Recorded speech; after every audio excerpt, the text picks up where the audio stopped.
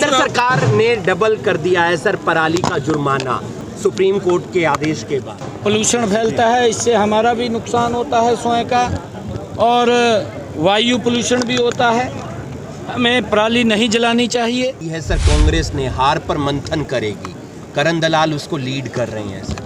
हर दल अपनी अपनी सोच के अनुसार वो मंथन करता है।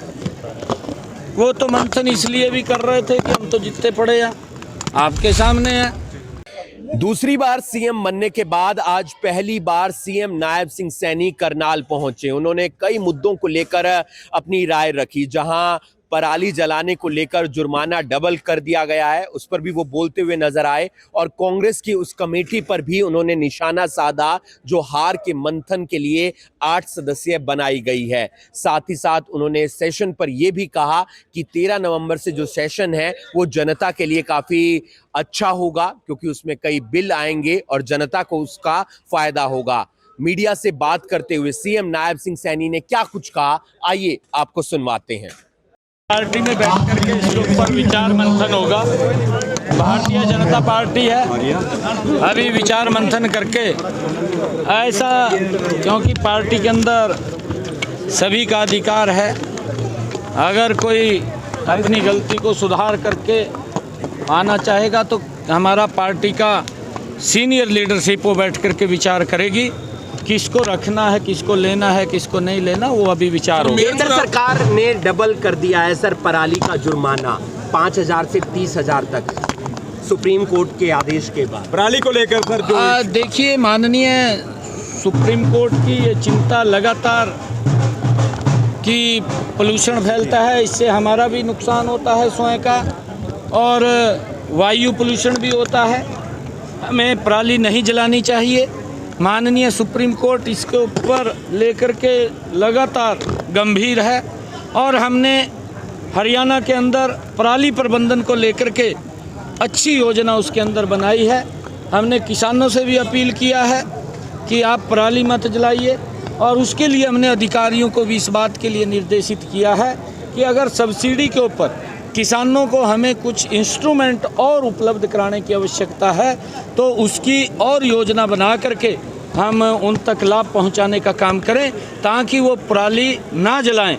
और क्योंकि पराली जलती है तो उसका स्वयं का नुकसान भी खेत में होता है, वायु पोल्यूशन होता है, उससे आम जन को भी नुकसान होता है।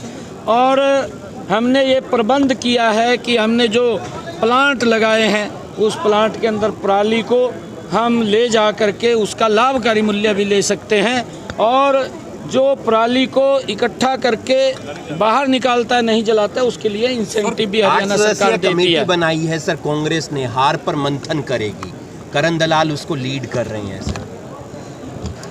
देखिए, क्योंकि हर दल अपनी अपनी सोच के अनुसार वो मंथन करता है। वो तो मंथन इसलिए भी कर रहे थे कि हम तो जीतते पड़े हैं, आपके सामने हैं, और प्रदेश की जनता ने उनको जो उनकी सोच थी, जो उनकी मंशा थी, उसका जवाब दिया है। कांग्रेस ने जिस प्रकार से शासन हरियाणा के अंदर किया था उसको हरियाणा के लोग भूले नहीं हैं, क्योंकि इनके शासन के अंदर भ्रष्टाचार, लोगों को प्रताड़ित करना, लोगों को सुविधाओं से अभावग्रस्त रखना, ये कांग्रेस की नीति और पॉलिसी का हिस्सा रहा है। अभी इनके राष्ट्रीय अध्यक्ष अपने खड़गे साहब ने एक बात बोली है कि भाई झूठी घोषणाएं ना करो, झूठी घोषणाएं करेंगे थारे पास कहा पूरी नहीं होती है।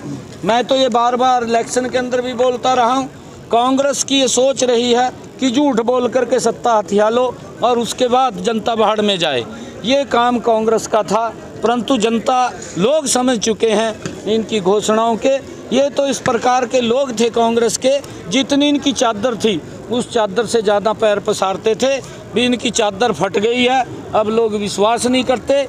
आगे कहीं पर भी कांग्रेस का कोई भी स्कोप दिखाई नहीं दे रहा। आने वाले समय के अंदर भी 2024 में कांग्रेस, 2029 में कांग्रेस कहीं दिखाई नहीं देगी, ना केंद्र के अंदर, ना प्रदेशों के अंदर, भारतीय जनता पार्टी नरेंद्र मोदी जी के नेतृत्व में ही लगातार लोग विकास को चाहते हैं, देश मजबूत चाहते हैं, देश में सुरक्षा चाहते हैं और ये विश्वास नरेंद्र मोदी जी के ऊपर देश के लोगों का है और इस विश्वास को लगातार आगे अमेरिका में ट्रंप की सरकार बनी है और अगर बात करें अमेरिका में बहुत से गैंगस्टर्स बैठे हैं जो हरियाणा में इस समय धमकियां दे रहे हैं। लगातार करनाल में भी बहुत से मामले रोजाना धमकी के सामने आ रहे हैं जो अमेरिका में बैठकर व्यापारियों को धमकियां दे रहे हैं। देखिए, उसके लिए हमारा सख्त रुख है। हमने कहा भी है कि ऐसे जो धमकी देने वाले लोग हैं उनको कोई बख्शने का सवाल नहीं है। हमारा बिल्कुल ही सख्त उसके ऊपर रवैया है, उनको सज़ा मिले, वो जेल में जाएं।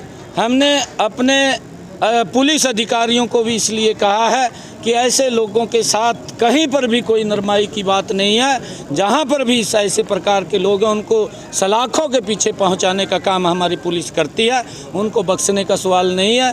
और क्योंकि ये इंटरनेशनल मामला है, जो आपने ट्रंप की बात, अमेरिका की बात करी है, इसके ऊपर हमारा केंद्रीय नेतृत्व गंभीर है।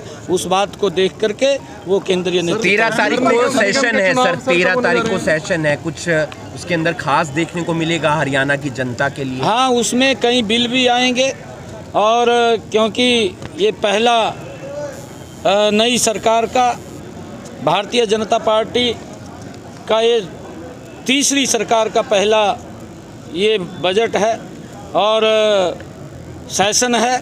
अभी बजट तो फरवरी के अंदर आएगा, पहला ही सेशन है और इस सेशन के अंदर हमने जो पीछे कई निर्णय किए थे उन निर्णयों के कुछ बिल भी विधानसभा के अंदर आने वाले हैं और अच्छा रहेगा। हरियाणा के लोगों की अपेक्षाओं के ऊपर हम मजबूती से हमारी सरकार काम करेगी और उसके लिए मेयर चुनाव की तैयारियां शुरू हो गई है तभी इस तरह की ज्वाइनिंग्स हो रही हैं।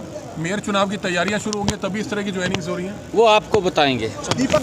बहरहाल बयानों का दौर है और सीएम नायब सिंह सैनी ने मंच से लेकर मीडिया के सामने कांग्रेस पर जमकर प्रहार किया है। ऐसे में देखना यह होगा कि कांग्रेस पार्टी इन बयानों का क्या जवाब देती है। लेकिन फिलहाल नई सरकार है और तीसरी बार लगातार सत्ता में आए हैं सीएम नायब सिंह सैनी, दूसरी बार सीएम बने हैं। ऐसे में कंधों पर जिम्मेदारी है काम करने की और पब्लिक कितनी संतुष्ट रहती है उनके कामकाज से, कितने काम होते हैं, जो तमाम योजनाएं कही गई थी वो कब तक लागू होती हैं और पब्लिक उसका कितना लाभ उठाती है, ये देखने वाली बात होगी। आप देख रहे हैं अभी अभी ब्रेकिंग में हूं आपके साथ हिमांशु नारंग। धन्यवाद।